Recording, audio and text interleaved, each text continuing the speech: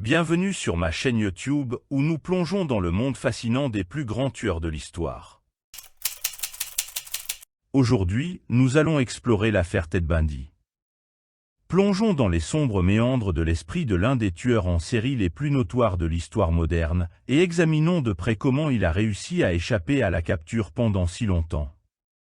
Imaginez un homme au charme magnétique, une allure séduisante, mais derrière ce visage angélique, se cachait un prédateur impitoyable. Ted Bundy était un caméléon social, capable de se fondre dans n'importe quel environnement, comme un serpent rusé se faufilant dans les herbes hautes. L'affaire Bundy a commencé dans les années 1970, une époque où la technologie policière n'était pas aussi avancée qu'aujourd'hui. Les enquêteurs étaient souvent confrontés à des défis monumentaux pour traquer un tueur en série aussi insaisissable. Bundy avait un modus operandi terrifiant. Il attirait ses victimes en se faisant passer pour un homme charmant, utilisant son apparence et son charisme pour gagner leur confiance. Puis, tel un loup déguisé en agneau, il les emmenait dans sa voiture, où il commettait des actes horribles.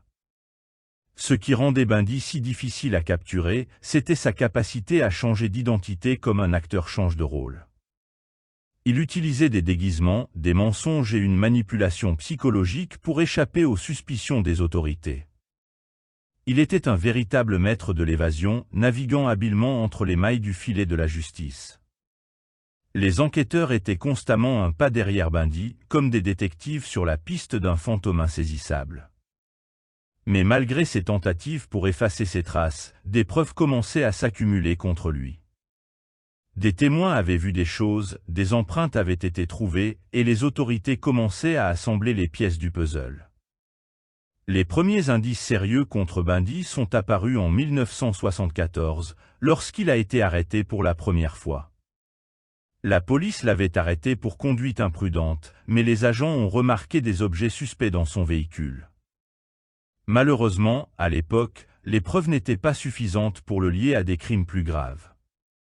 Pendant des années, Bundy a semé la terreur à travers plusieurs États américains, laissant derrière lui une traînée de souffrance et de mort.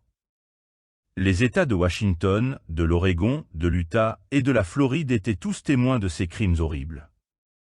Les autorités étaient confrontées à un cauchemar logistique, essayant de connecter les points entre les différents meurtres et disparitions.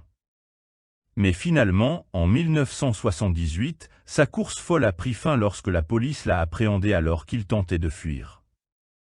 Bundy avait été impliqué dans une série de meurtres brutaux à la Florida State University et avait été identifié comme le principal suspect. Il a été capturé après une chasse à l'homme intense qui a mobilisé des ressources considérables des forces de l'ordre. L'affaire Bundy reste l'un des chapitres les plus sombres de l'histoire criminelle américaine.